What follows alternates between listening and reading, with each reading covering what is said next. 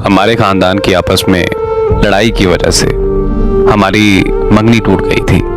उसके घर वालों ने उस पर बहुत सारी पाबंदियां लगा रखी थी और हमारा राब्ता भी नहीं हो पा रहा था। उसने किसी के हाथ खत भेजा और खत में ये लिखा था कि मेरे घर वाले मेरी शादी किसी और से करना चाह रहे हैं, पर मुझे तुमसे करनी है। अगर मेरी शादी तुमसे ना हुई तो मैं अपनी जान दे दूंगी। प्लीज तुम जैसे भी करो मुझे यहाँ से ले जाओ। मैं उसका ये खत पढ़कर बहुत ज़्यादा रोया, पर मैं इस मामले में कुछ नहीं कर सकता था क्योंकि हमारी उम्र 18 साल से भी कम थी। कोर्ट मैरिज भी हमारी नहीं हो सकती थी।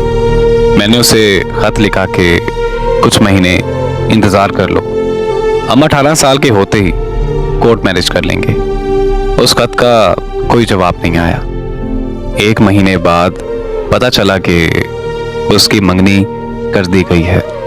मैं समझा कि उसकी मंगनी ज़बरदस्ती हुई, पर पता चला कि वो तो अपने मंगेतर के साथ बहुत खुश है और अब उसके पास मोबाइल फ़ोन भी है।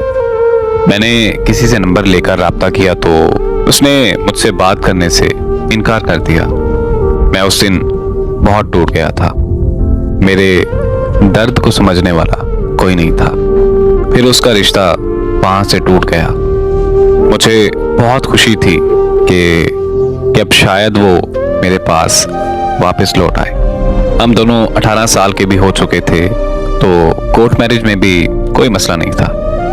मैंने उसका बहुत इंतज़ार किया लेकिन वो वापस नहीं आई, बल्कि अब वो किसी और के साथ शादी करने जा रही है, जबकि वो लड़का नहीं बल्कि पहले से एक शादीशुदा आदमी है और उससे उम्र में भी 20 साल बड़ा है।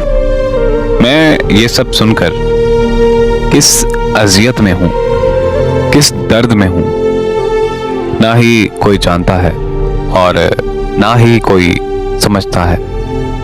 मुझे बहुत अफसोस होता है कि वो ऐसी तो नहीं थी, पर न जाने वो ऐसा क्यों कर रही है।